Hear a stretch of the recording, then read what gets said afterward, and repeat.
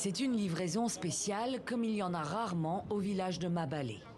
Des dizaines de vélos noirs et blancs flambant neufs. Le rêve de tout écolier. Et encore plus pour ces enfants habitués à marcher pendant des kilomètres pour aller à l'école. Un trajet long et surtout dangereux.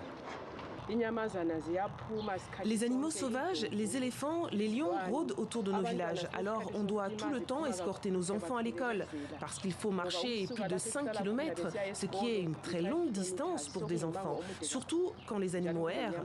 Les escorter tous les jours sur ce trajet nous prend beaucoup de temps. Car leur village se situe à la bordure du parc national d'Hwange, la plus grande réserve naturelle d'animaux sauvages du Zimbabwe.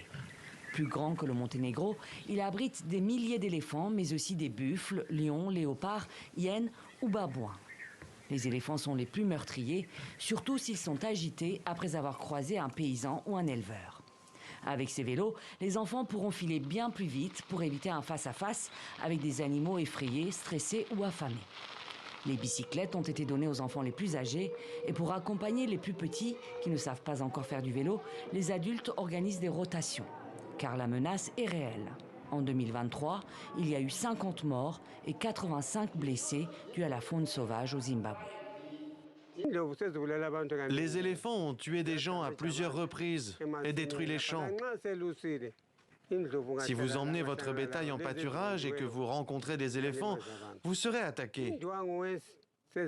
Quant aux babouins, ils viennent de plus en plus dans les fermes à cause de la sécheresse et ils s'emparent des chèvres et des poulets. Tous ces animaux posent problème dans la région, mais nous essayons de vivre en harmonie avec eux et nous coexistons avec eux.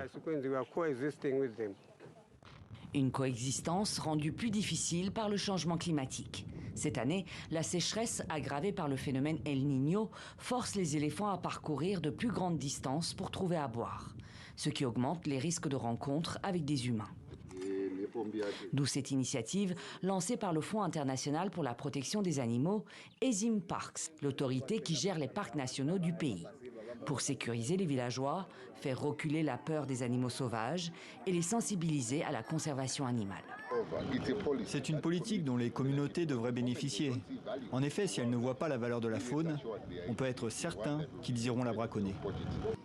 L'intégrité de la biodiversité et l'écosystème du parc en dépend.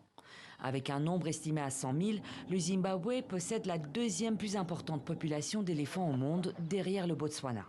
Selon Zimparks, cette croissance se poursuit de façon exponentielle. Le parc d'Hwange compte désormais 65 000 éléphants, soit plus de 4 fois sa capacité d'accueil.